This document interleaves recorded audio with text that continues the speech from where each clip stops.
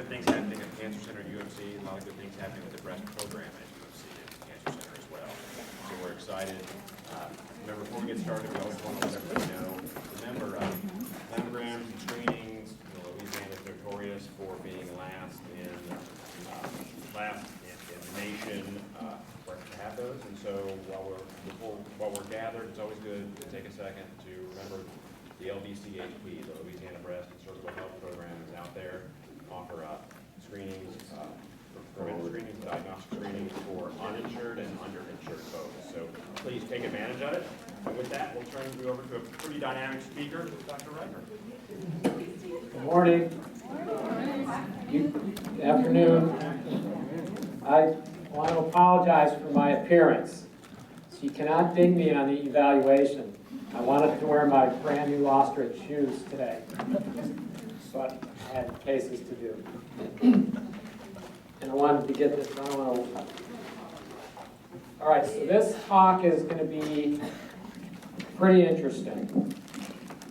I think that this was a talk, this is not the same talk that I gave about a month ago. It's completely revised because I got some feedback from my other talk, and although it was some good feedback, I think that I put a lot more data into this talk about the importance of our diet, our lifestyle, and the link between obesity and cancer. So I tried to focus that and sort of present a clear pathway of how all of these things are linked. So I'm going to try to get through all these. I cut it down last night. It was I had 220 slides. I'm down to 180. So it's a lot of pictures. Don't worry. This is just my disclosures. I don't have any stock that I know of in any of these companies. Here is the top 10 meeting sites of cancer in the United States. It's important to note that if you look, this top one is this is incidence up here, the new cases, and then below here is death. So who dies of what? If you look at number one in males and females and who dies of what, it's lung cancer. And if you think about it, we're going to talk a lot about this. Is lung cancer a preventative? Is lung cancer preventable for the most part? Yes, right? And it seems like we don't talk a lot about it because lung cancer is responsible. If you get a lung cancer, there's a 90% chance you're not going to be alive in 5 years' time. And almost 90+% of the lung cancers are due to smoking. So it's just another, probably the most shining example of something that, a cancer that can be almost completely preventable.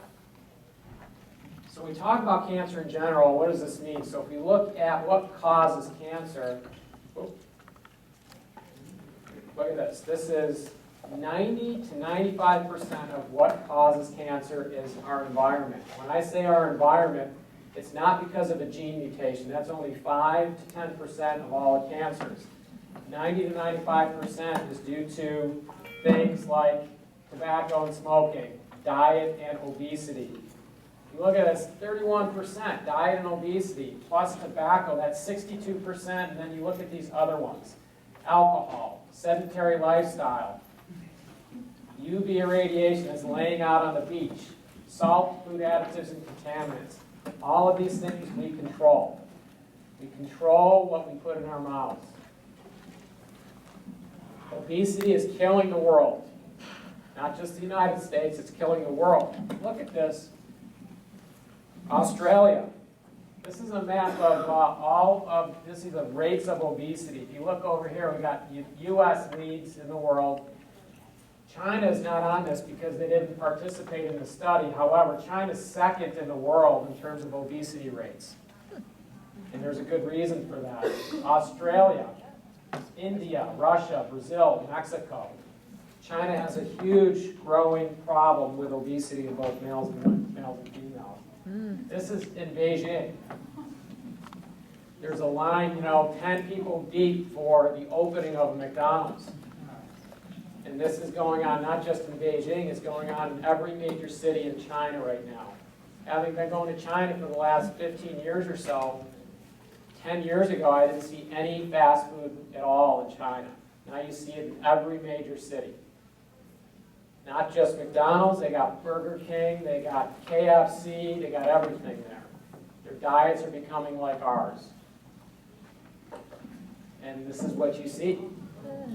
You see all their, they have this one child policy. So most families have one child. There's a bunch of reasons, why they spoil their children, but this is what they do to their kids. They're slowly killing their kids with what they feed them.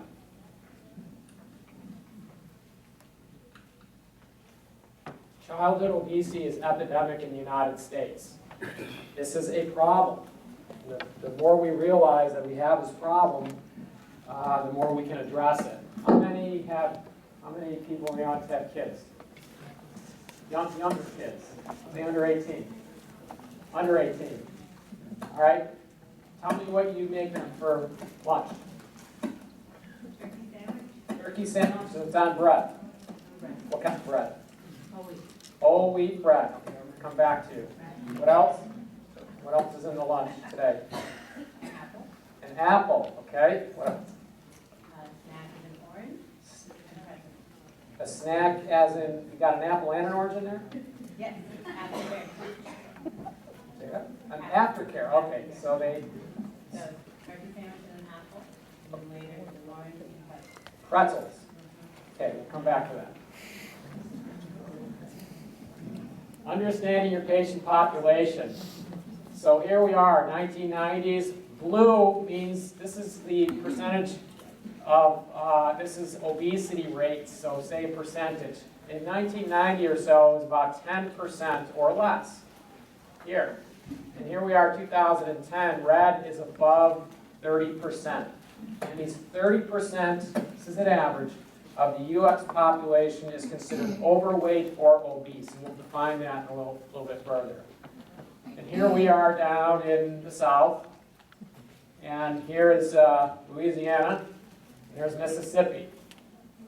This is BMI, body mass index.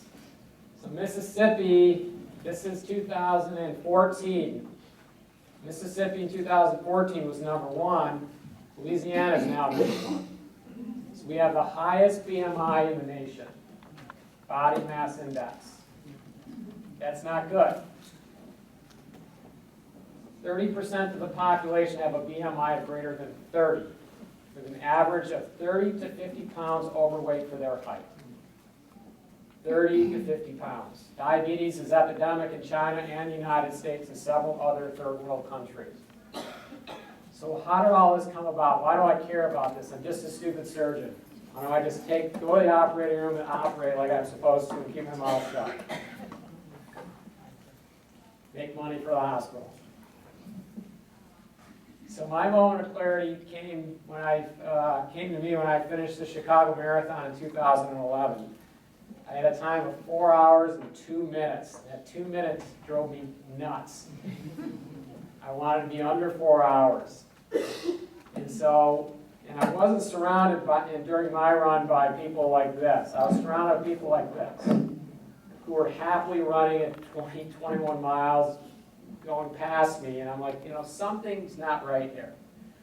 I had to come to an explanation as to why I was struggling to finish a marathon and still wasn't feeling very good afterwards.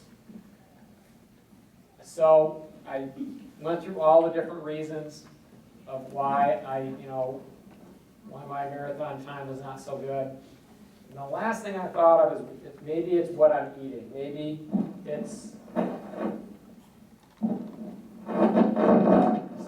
what I'm eating. And so I started to look at what I was eating.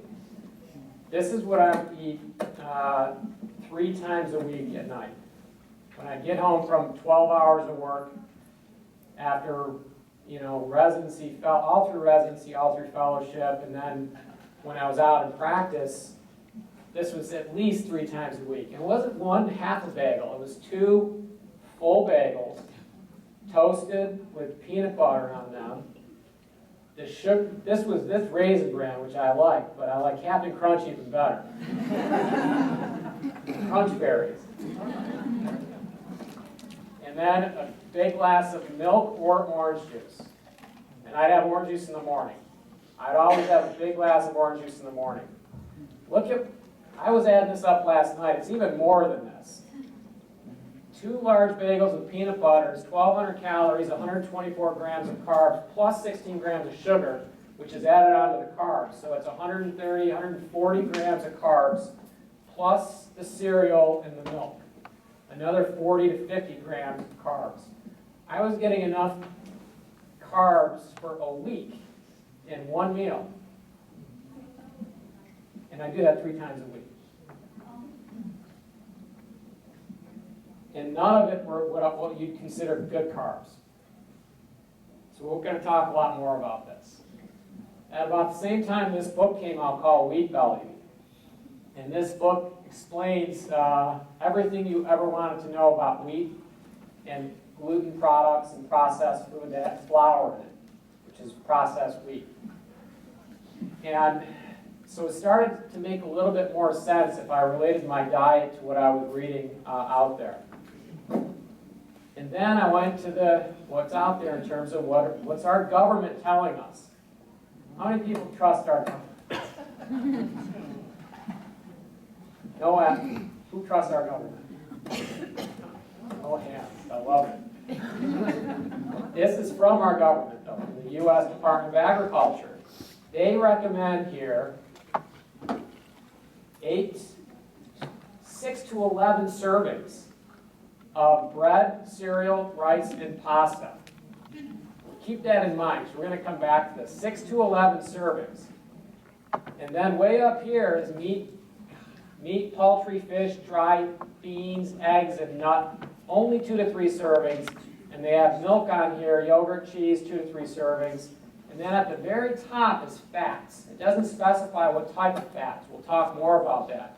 Is it healthy saturated fats, or is it unhealthy, unsatisfied, unuseful fats in our body? They're just going to get stored as fat. They're completely different. Oils, and even they got sweets on here in the food pyramid. So we'll talk about that. This is the revised and updated food pyramid. It's really not that much different. Instead, they changed it to a round plate here. And then here you still have a bunch of grains in here, fruit, milk, and then way over here, smaller amounts of meat and beans. So when we talk about what creates energy in our bodies through what we eat, there's only 3 things that we have that we eat that we derive energy from. You got protein, you got carbs, and you got fats. That's triacylglycerol. And look at the total energy stored. This is kcals. Comparing all 3. You got carbs is 840, proteins 24,000, and then fats 135,000. This is what we can store in our bodies with fat. And so keep this in mind as well. So there's good carbs and there's bad carbs. There's good fats and proteins and bad fat sources and protein sources. Here's an example, some bad carbs: baked goods, bagels, donuts, cookies, white bread, wheat bread, English muffins, sugary cereals, chips, coleslaw, potato salad, etc., etc., etc. So that brings us to what's the glycemic index and the glycemic load. So somebody tell me what they had for breakfast this morning. What did you have for breakfast? I had an avocado and a Campari tomato and... A whole tomato. A tomato. Just cut it up and ate it. Yep. Okay, with an avocado. And 2 hard-boiled Way eggs. too healthy. All right, that is excellent. What did you have for breakfast? 2 scrambled eggs and a piece of white toast and some coffee. A piece of white toast. Why would you put the white? Did you put anything on the white toast? It's white wheat bread. It's butter. white wheat bread. Butter. Okay, is this regular old butter or margarine? Butter. Okay. All these things are important. I'll come back to it. It's funny how everybody differentiates white bread from wheat bread. They think somehow wheat bread is better than white bread. Huh? That's what they tell us. Who's they? Government. It's a rhetorical question. So, glycemic load, what does it mean? Glycemic index and load, they're not really interchangeable. They kind of mean the same, sort of the same thing. The index will rank what type of carb you're eating, whether it's good, meaning a high glycemic index, or a low glycemic index. You want a low glycemic index because, as I'll show you, it has a different effect on insulin levels in our body. And then the load predicts blood glucose response to a specific amount of a specific type of food. So again, if you took the glycemic load for an apple, you divide the glycemic index by 100 by the number of grams of carbs per serving, and you come up with a number here. So it's 6 grams. That's low. You want a low glycemic load, and the reason you want a low versus high, it'll come here in a second. So, what has the highest glycemic index? So, what I'm asking is, which one is going to cause your insulin to spike the most out of those foods? Give me the highest and then the lowest. Coke is, you're going to say, is the highest. Okay, what about the lowest? The nuts? Okay, those are cashews, by the way. Anybody different? Highest. What's the high? What do you predict is the highest one up there? I think it's the bread. The lowest is the fruit bar. Okay? I love it. So the fruit bar, or I got here fruit roll-up, but it's the same thing as that fruit bar, has a glycemic load, or sorry, glycemic index of 100. It's the highest. That fruit bar right there, the one that says real fruit on there, that's the highest glycemic index. The lowest for this is are cashews. What do I eat for lunch? Where's Caroline? Cashews, nuts. Cashews. I have a mixed thing of nuts of cashews, pistachios, walnuts, macadamia nuts, and the Brazil nut. Almonds too. All mixed together. Notice what's not in there. Peanuts. Is peanut a nut? Is peanuts a nut? Even though nut's in the name. No, it's a legume. It's a bean. Peanut's a bean. I'll tell you why that's important. Versus a piece of fruit. They're just using an example. Look at the piece of fruit. It has a glycemic load of 6. That's good. Why is that good? Because this is the key thing right here. You don't want to spike, you don't want your body to have insulin spikes throughout the day. When you see this, you've got a high glycemic index food here, the red, and this causes your blood sugar to rise very quickly, within 30 minutes. And then when you see it falls below normal, which is below that lower line, versus a low glycemic index food. And this is what happens. If you spike your insulin, your body immediately gets the sugar, the carb, out of the blood, and it stores it as fat. That's what it's made to do. And it'll store it as fat anywhere it can. First, it'll store it in the liver until the liver gets full of fat. Then your liver can't store it anymore. So what happens? It takes it out and it makes the fats, it stores it in its fat cells.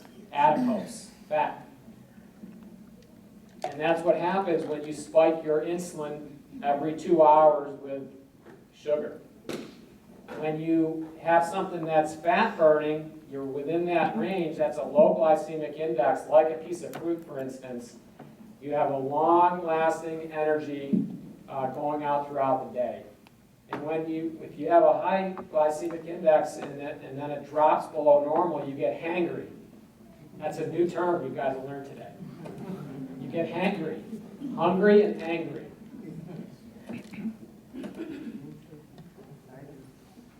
So you can see when you eat something, say an avocado for lunch, or something that is a healthy saturated fat like cashews, you don't spike your insulin levels. You don't get that post-lunch coma that you're all going to get from eating that sandwich today. And the Fritos. What else did you eat there? Chili cheese Fritos, excuse me. And sweetened tea. So you're gonna go home and take a nap?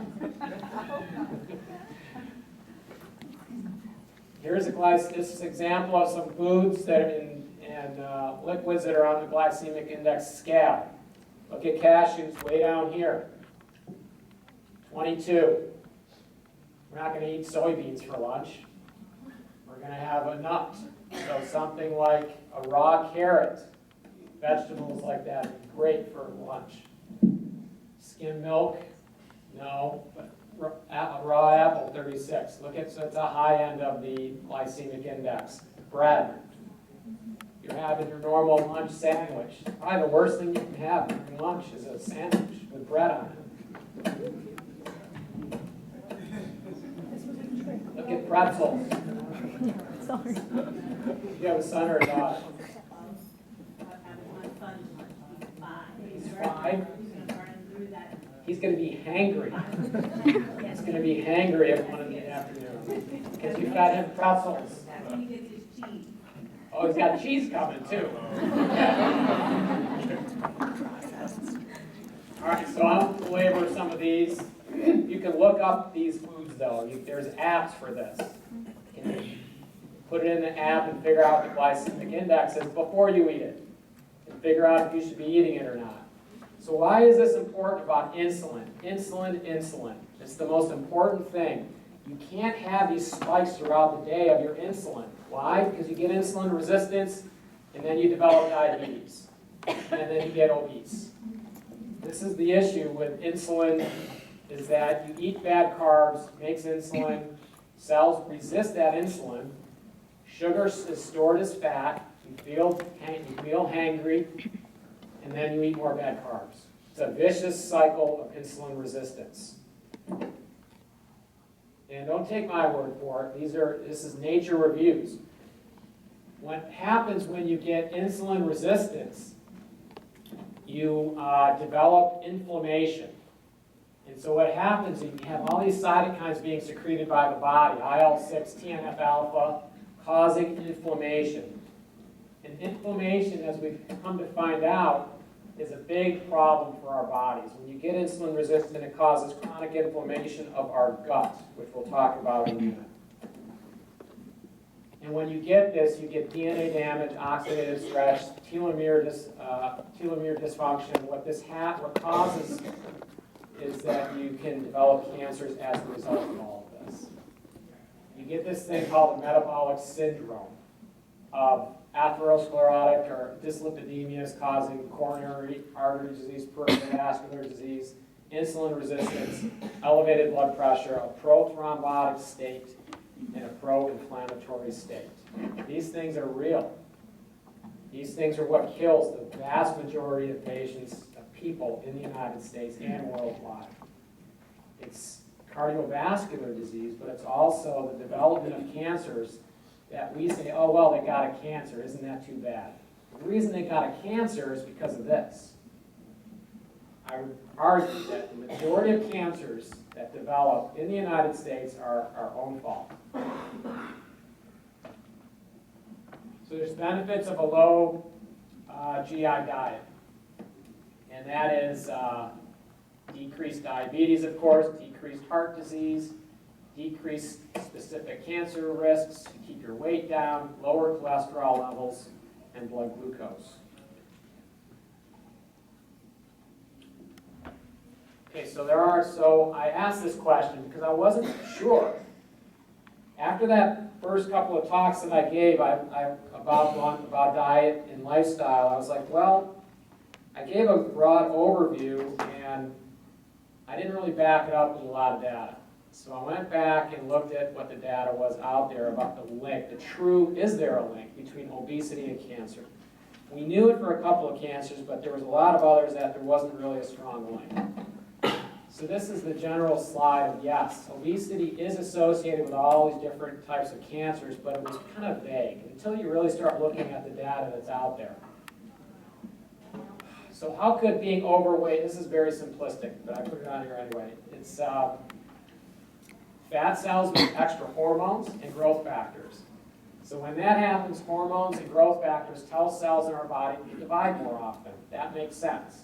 This increases the chance of cancer cells being produced, which is true, and which can then continue to divide and cause a tumor. So it's pretty simplistic, it doesn't get into any of the specifics, but that's in general what happens when you're overweight. And it starts to make more sense. This is a 2017 article, Dietary Glycemic Index, Glycemic Load and Cancer, an overview of the literature. And this is published in a peer-reviewed journal, Nutrition, Metabolism, and Cardiovascular Diseases. And what they said, to summarize, consistent evidence that a high dietary glycemic index is associated with an increased risk of colorectal cancer, breast cancer, and endometrial cancer. Here's a difference for a normal BMI versus a high BMI. And the biggest thing here is if you see these things called adiponectins, you want those to be high. Those decrease the or inhibit the inflammatory cascade, which is just below tumor necrosis factor, IL-6, and PAI-1. In the high BMI patient, those are produced much more so by the adipocyte, and you get increased levels of leptin. These are all very dangerous to our bodies. And again, this is in Nature Review Cancer. This is one of the most highly revered journals in the world. Here's Nature Reviews Immunology. Same sort of thing. Normal weight, patient who's obese with mild metabolic dysfunction and then severe metabolic dysfunction. Again, it goes to this inflammatory cascade of leptin, tumor necrosis factor, IL-6, and a host of other cytokines which cause a chronic inflammatory state in our bodies. And even further, when you see a cancer-associated adipocyte, cancer cells have an influence on tearing up the fatty cell and making it a cancer-associated fatty cell, which causes increased release of free fatty acids. And it is a vicious cycle which helps support the growth and metastasis of cancer cells. That's not good.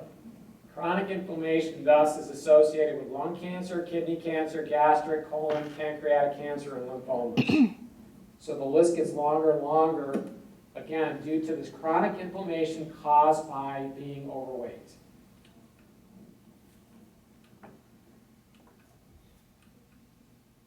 This is all data from different articles.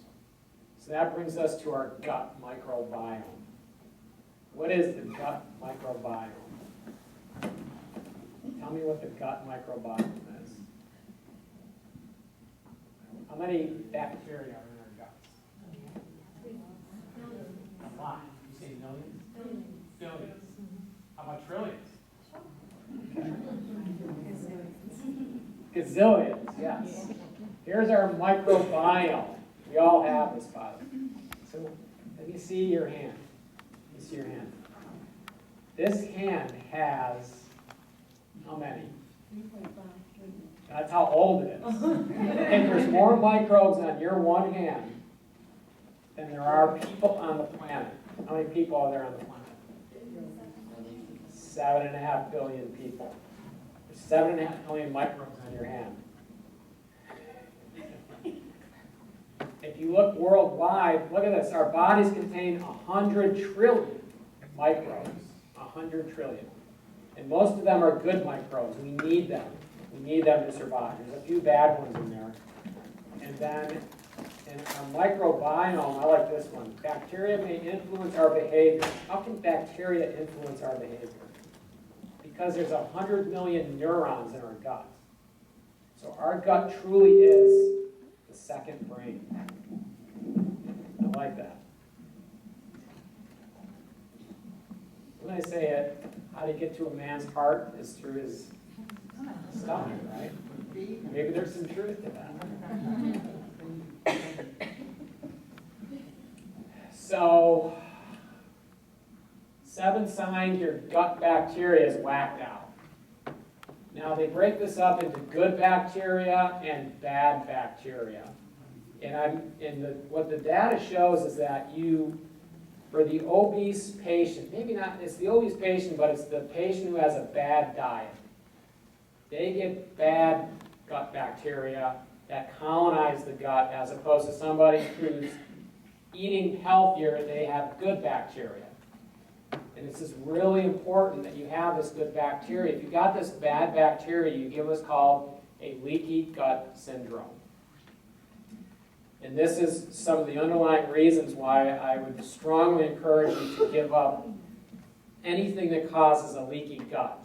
And I have a long list of things that cause a leaky gut.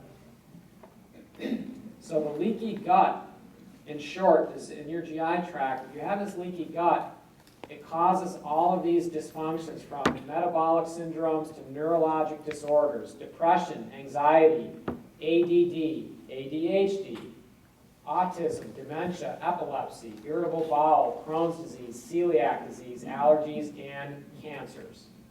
All from a leaky gut. And there is tons of data on this from peer-reviewed journals. It affects you from head to toe, having a leaky gut. You say, well, I've been eating bread my whole life. I feel fine. How many are thinking that right now? I feel fine. Don't tell me bread's bad for me. I think bread's bad for you? Think bread's bad for you?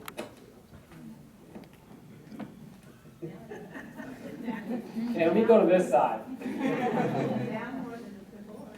So, 80% of our immune system is located in our GI tract, in our gastrointestinal tract. And so it should be a focus point for optimal health. Diet, gut microbiome, obesity, and cancer, they're all linked together. And then I'm going to whiz through this because there's 4 or 5 articles showing the same thing. Microbiome as a mediator of cancer progression and cancer therapy. And what it shows is that if you have a certain microbiome, you will not respond to immunotherapies for these cancers that we have. There's this one good, this one. Gut microbiota in cancer therapy. They can enhance or they can inhibit a cancer treatment. We have these new treatments for patients with metastatic cancer nowadays called immunotherapies. And what these studies show that if you have a certain type of bacteria in your gut, you will not respond to that immunotherapy. Whereas if you have a good diversity of bacteria in your gut, you will respond. All because of the type of microbes in our GI tract. The article came out in Science less than a year ago showing this. So just imagine you've got a stage 4 melanoma. You're on an immunotherapy and you don't respond because you have bad microbes in your gut. And you're going to die from that cancer. All because of what you're eating. And that's what this study showed. This is ASCO Post, April 10th, 2017. This is recent data showing an unfavorable gut microbiome is essentially creating chronic inflammation and an immunosuppressive phenotype, translating into a weak anti-tumor immune response. This is definitive data. So let's talk about gluten. How many love gluten? Yes. Gluten. Everybody know what gluten is? What is gluten? Breads? Bread. Yes. What else? Well, what about like sprouted grains? Sprouted grains. You are now rationalizing bad behavior. You said the magic word is grains. Okay. What else? Gluten. Wheat. Wheat. Yes. So flour, right? It's ground wheat. What else got gluten in it? How about pasta? Oh, yeah. Pasta. So everybody says, well, what if I have wheat pasta? It's even worse. Any pasta is bad, right? I guess the vegetable pasta is okay. What was that Spaghetti stuff you were squash. eating? Spaghetti squash. It's not really pasta, though. This is about quinoa pasta. Again, you're rationalizing bad behavior. Here's with quinoa pasta. The list is long. Is gluten making me fat? The short answer is yes. Look at the baked goldfish. Goldfish with some sunglasses. It's got cheddar cheese in there and whole grains. How many things do you see that on in terms of marketing and in our food products? Whole grain, healthy grains, all of these things. I would strongly argue there's no such thing as a healthy grain. Period. Look at this is down here, of course. A poor boy. That's a fried shrimp poor boy, not a big piece of bread. I know it tastes good. And that's a soft shell crab. The list is long of things that contain gluten. How many folks drink beer? You guys know there's gluten in beer, right? How many drink alcohol? Okay, what kind? Wine. Champagne, how about wine? Wine. Wine? Yeah. Red or white? Red. Red wine, good answer. You should take all your white wine and throw it out.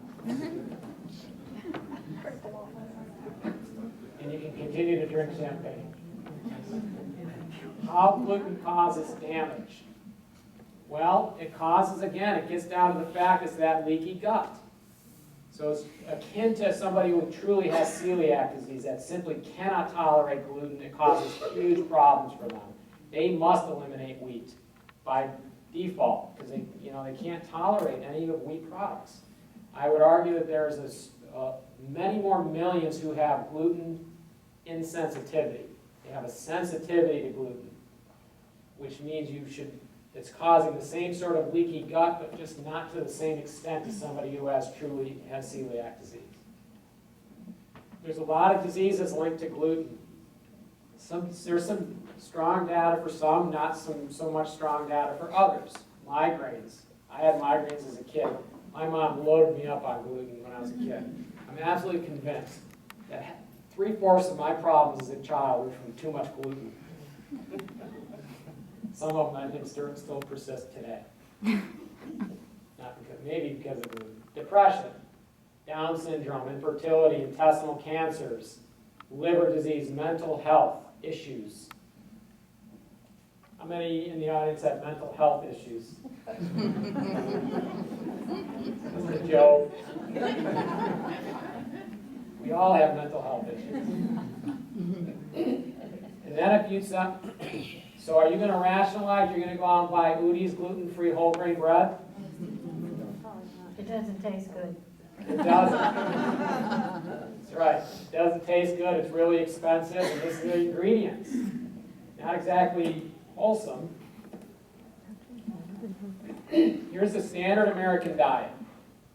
This is going from way back to 1970 to where we are a little bit. It's a little bit higher than that now. This is 2010. We're at about 2,800 calories per day per person. Now, if you look at how those calories are broken down, there's good calories on there and there's bad calories on there. And I'd say the majority of that pie there is bad calories. The yellow is flour and cereal products, added sugar, added fats and oils. That's more than half. Dairy fats, fruit, vegetables. The vegetable is one of the smallest pieces. That should be the red should be the largest piece on that pie. Vegetables. And meat and eggs and nuts should be the second largest piece on that pie. It's not the number of calories that matters. It's the quality of the food that you eat. That's what truly matters.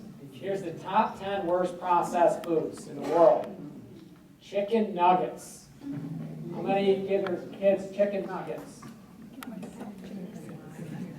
You are killing your child with chicken nuggets. Do not give your child any more chicken nuggets. I implore you. Okay? Promise? You say, tell her it's from Dr. Riker. I cannot give you this. Processed cheese food. That's Cheese Whiz. People love Cheese Whiz. Comes out of the can. Lunchables. So easy. Just pop it into a bag. Here, have this for lunch. You love them.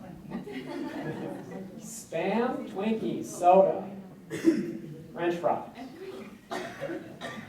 95% of our problems, our chronic diseases, are food choices, toxic food ingredients, nutritional deficiencies, and a lack of exercise, by far. Yes, we all know the super healthy person who gets a cancer. All right, that's a rarity. The other 95% are getting cancers because of this. And it's not a problem with their genes. They don't have bad luck because of what they're eating. Hot dogs, processed meats, all this stuff that we see in the center of a food store. The 15 aisles in the middle, you don't even have to go in there. You shouldn't be going in the middle aisles in a food store. There's nothing good in the middle aisles in a food store. You stick the two ends. On one end's the vegetables. There's in the back parts the meat, which I'd say avoid because it's not grain fed. It's all grain fed. You need grass fed. And on the other side is the milk. Stay off that side too. You're only allowed to go to the right. That's it.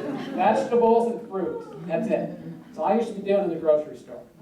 And avoid this aisle, please. Okay, I want to make sure I get through this. I know I have too many slides, and I have 20 minutes. Because, okay, let's talk about sugar. Okay, tell me, what did you have for breakfast? A bran muffin? What'd you put on it? Nothing. Oh, you mean like a Starbucks, like a bran muffin? A big old muffin? Okay. So you're saying, so you're rationalizing since it was small, it wasn't so bad. Okay. Just checking. What did you have for breakfast? Egg whites and oatmeal. Okay. Could I convince you to eat the yolk? Why? Okay, so at the end of this, you're going to have to learn the second thing. The most important part of that egg is what you threw out.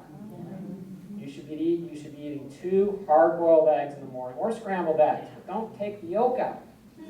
That's the good fat you want in there. Don't worry about cholesterol. There's never been a single study to date showing high blood cholesterol is associated with coronary artery disease or peripheral vascular disease. Not a single one. We've been brainwashed by our government and our lobbyists from the egg white group who said, throw that, we got to have this. So I'm telling you, it's lobbyists, it's all of this. So you got to have 2 hard-boiled eggs in the morning or scrambled eggs, at least 2. Yes, ma'am. I'm sorry? What kind of shake? Chocolate shakes? Oh, like Ensure shakes? No. I'm going to say no. Why? Because you can do better with a piece of fruit in the morning or something more natural. If it's got more than 2 or 3 ingredients on it, throw it out.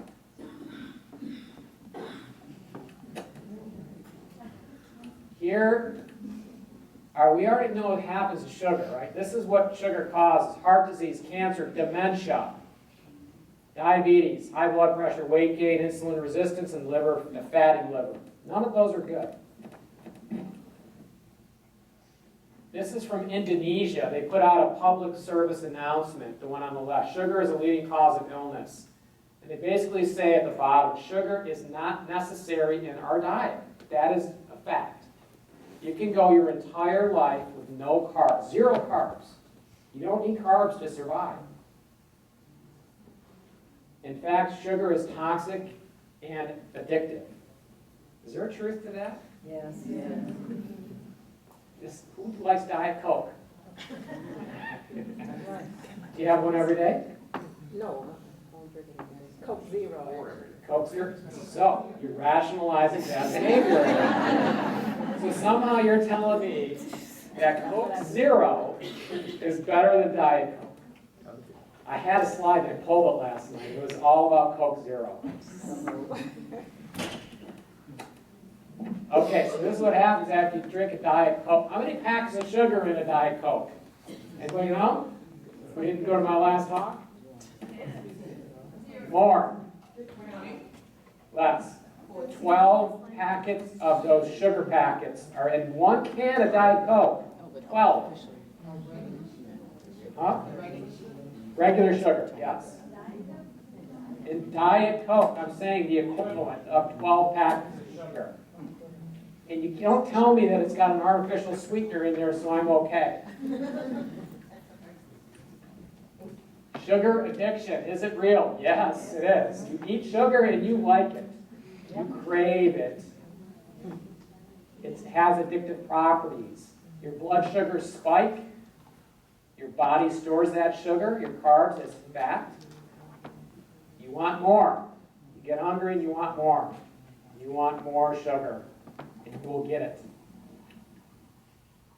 This was an ad put out back in the 60s. Betty is cranky. She's too young to know how to pace herself. Walk? No, not when she can run. But put some sugar in her life and watch her bounce back fast. Sugar sweetens dispositions. Is that true? Are you happier after you eat sugar? Yes. How long does that happiness last? Until you get more sugar? What do you like to eat that has sugar in it? Natural fruit. Well, that's a good answer. I didn't tell you to say that. That's right. Natural fruit is by far the best type of fruit. That should be your candy, is natural fruit. An apple, an orange, any natural fruit.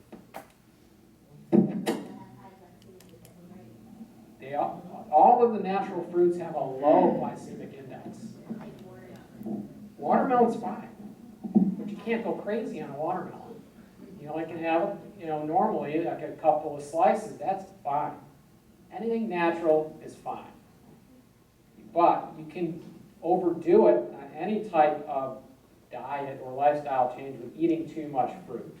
Yes, but if you're eating an orange, you've got all the fiber there. It does not spike that insulin by eating a whole apple or an orange. But by God, don't drink a glass of orange juice. What's orange juice? It's pure sugar. So who drinks juice in the morning? Any type of juice, I want to hear. What kind of juice? Oh my, I know you guys are drinking juice in the morning. Orange. Cranberry. Orange juice. Cranberry. Cranberry juice. Any other juice? What kind? What kind of juice is that? Just like 1 ounce. Oh, it's small. Okay. How about orange and apple? Who drinks apple juice? Apple juice, orange juice, okay. Pomegranate, okay. Is it 100%? They say pure juice. Okay. There's an apple. 15 grams of carbs. We say sugar. It's sugar. It's fructose. Applesauce. 22 grams, and then a glass of apple juice, 28 grams, with no fiber in the 28 grams.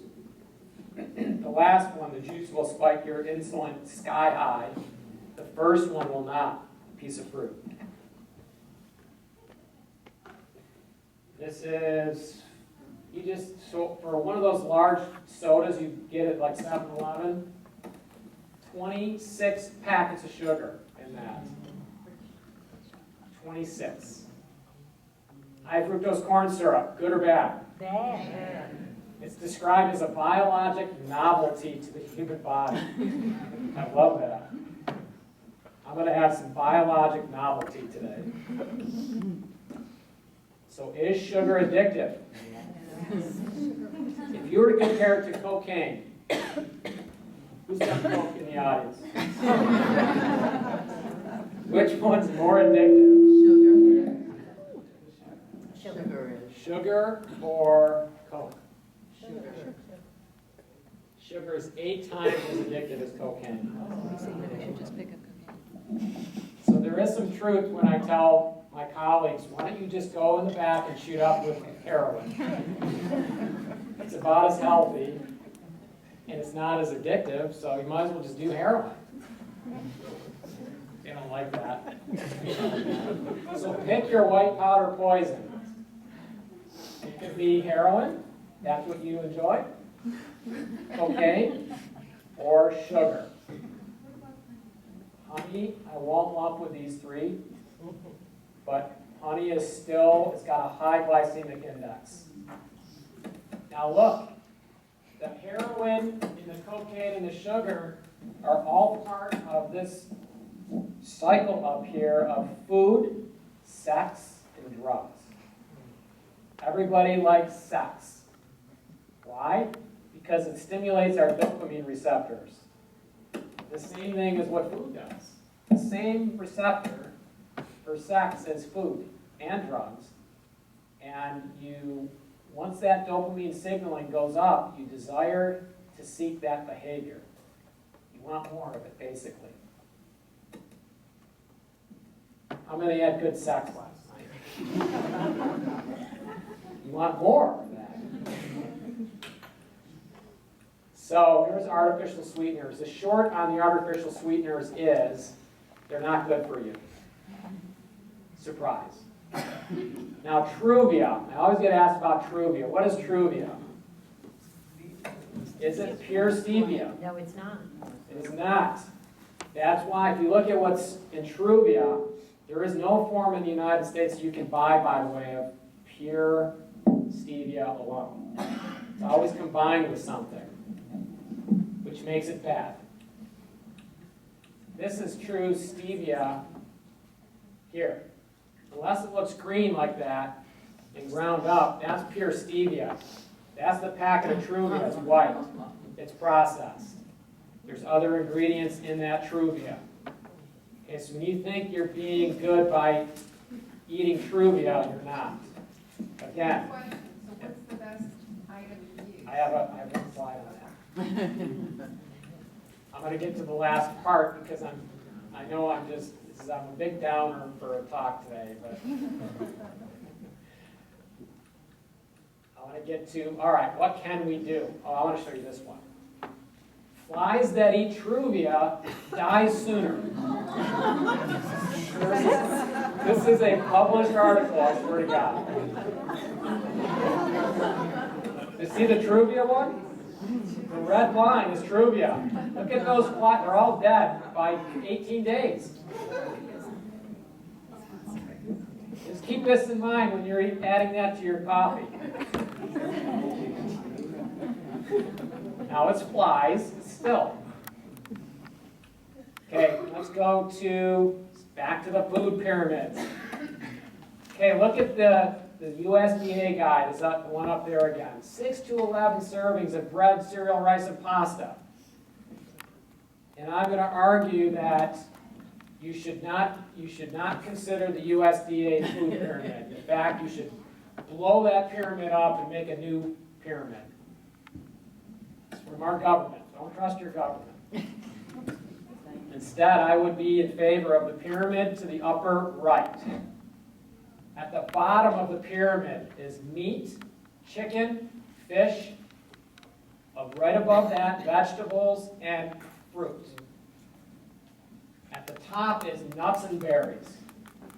That's it. That's all you get. That's all you need.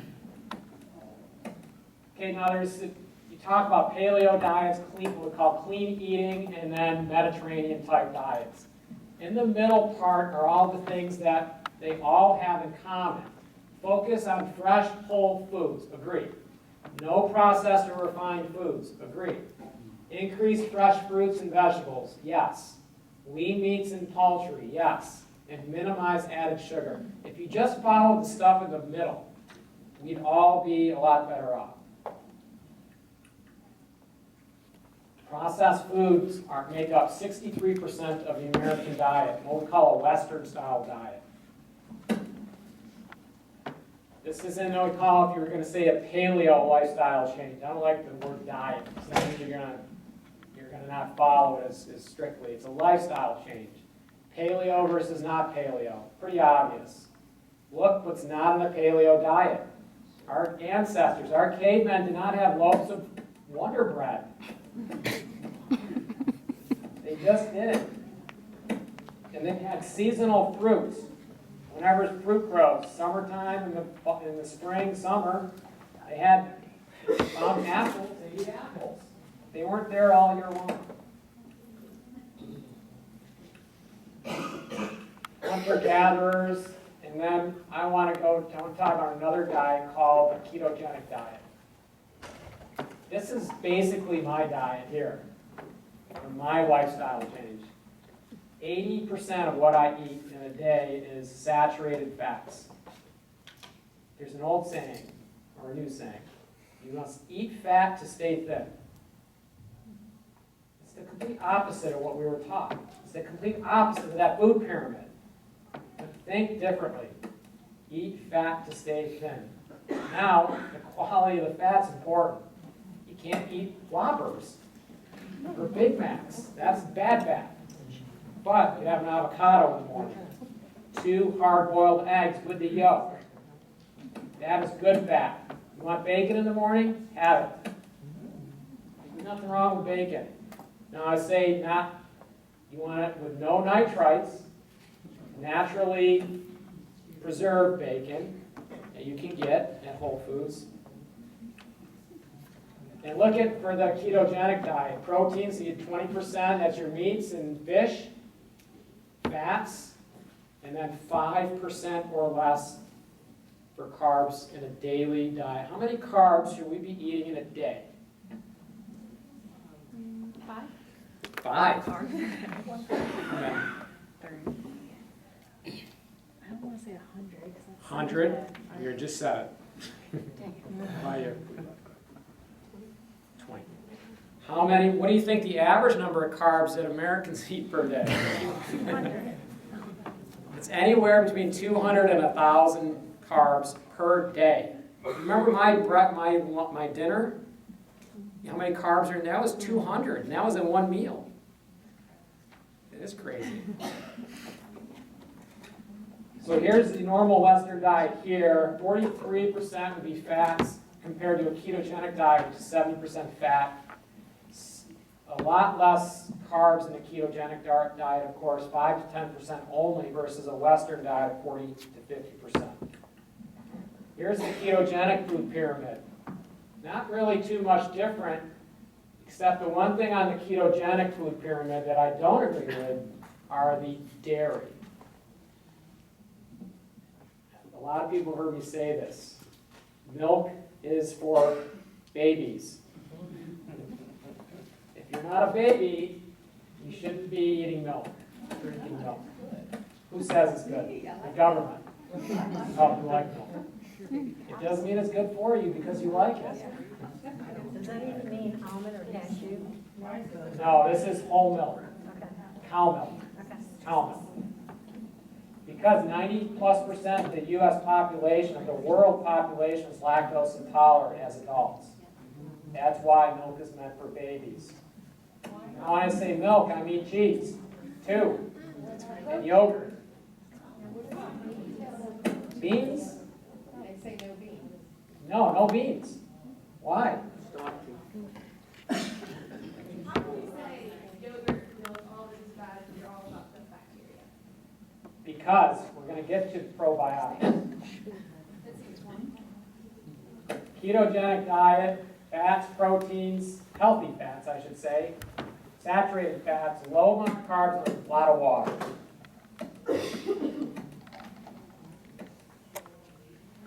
you don't need to populate your gut with good bacteria.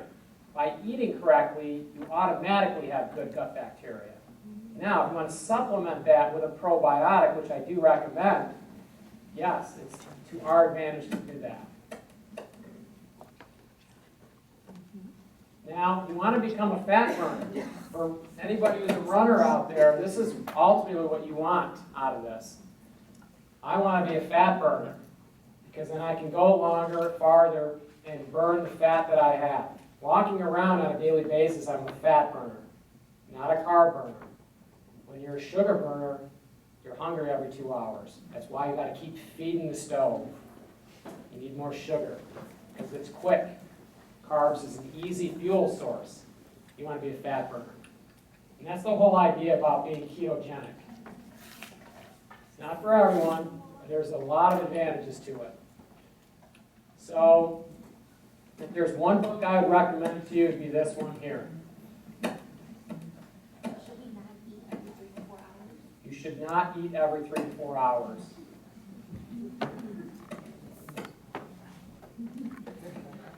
I have my nutritionist shaking her head. She doesn't agree with all of this. That's fine. And we will talk about them. But I will put my data up against your data any day of the week. So, this book is excellent. It sort of makes you rethink about what is healthy in our diet. It's easy to read. I absolutely love this book. And it gives you a mechanism towards the end of how to sort of change your mindset about what you should and shouldn't be eating, and it makes it an easy process how to do that. And this is when you get towards the end of the book, they recommend that you do this for 30 days. It's very, very strict. No grains of any sort, no legumes, which are no beans, no peanut butter, which is really tough for me. No dairy, no MSG or sulfites, no alcohol for 30 days. So you basically... No sugar. You're vegetarian, Yeah. and you don't eat any meat, but I see you on seafood, where like beans are source of protein, so where do you? Where do you fit beans in? They're not recommended in this type of lifestyle change. But where do you get protein? Seafood, it's a great source of protein. You mean a vegan? Well, there's a difference. Yeah, no, I eat some seafood, a friend of mine eats some eggs. Yes. I wouldn't say he's total vegan, but he's about as Yeah. close as really bad. Right, so there's always exceptions to the rules, in terms of what you need in order to keep healthy nutritionally versus what are other sources of protein.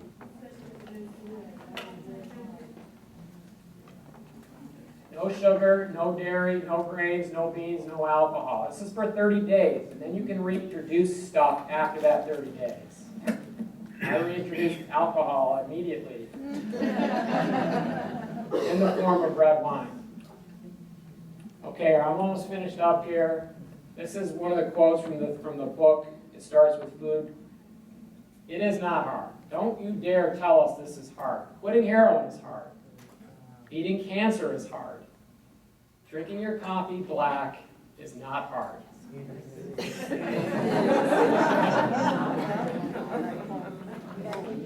So there's a lot of really good, going back to the number of carbs per day, you want to be in the 50 to 100 grams of carbs per day. If you eat on a regular basis less than 100 carbs per day, you will never gain a pound. Okay? The weight loss sweet spot, as you see over there, is between 50 and 100 grams of carbs. We as Americans are way in the 100 to 500 range every day of the week for most individuals.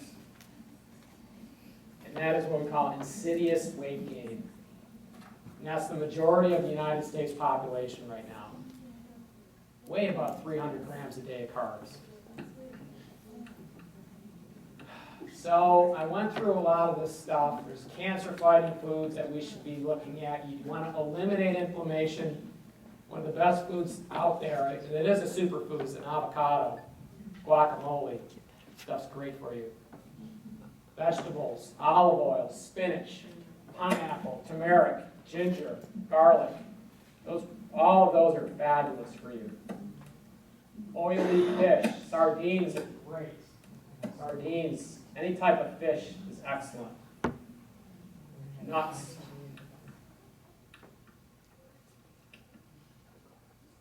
Goes back to your sugar question. Good, if you're going to have sugar, there's bad, better, and good. Fruits, vegetables, nuts, naturally dried fruits, and dairy products. But if you can find stevia alone, that would be the most natural, best sugar that you could get if you have to have it. Green tea every day. And take a probiotic as well. This is what I take every 2 days. I don't take them all at once, I'll split them up. These are not regulated by the FDA. It's a personal choice that I choose to take multivitamins and other vitamin supplements.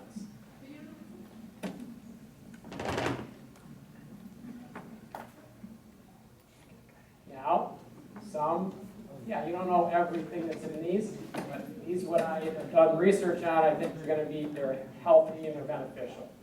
It may not be for everyone. There's a lot of material out there that you can read. This Primal Blueprint is an excellent book by Mark Sisson. Here's some other ones, all about sugar. One's at The Pure, White, and Deadly. That's an excellent book. Correctly, a question in the back here. Okay, yeah. Actually, I just wanted to tell you, I had no idea you were going to talk about whole berries today. Yeah. My friends and I just finished a couple rounds of it. I'm not best on it. But my friend that has been trying to get pregnant for over 2 years. Yes. Finished her second round and got pregnant after The whole 30. Yes. And she attributes it to the anti-inflammatory process. I think it makes a lot of sense. I think so too. That whole 30 is derived from that book. It starts with food, and it's in there, and there's free downloads that you can look at what's healthy and what's not healthy. These are the books that I read the first one, The Paleo Solution, and then I'm just finished Wired to Eat by Rob Wolf. These are excellent books as well. So I think I'll leave it at that, and I'll take any questions, so thank you.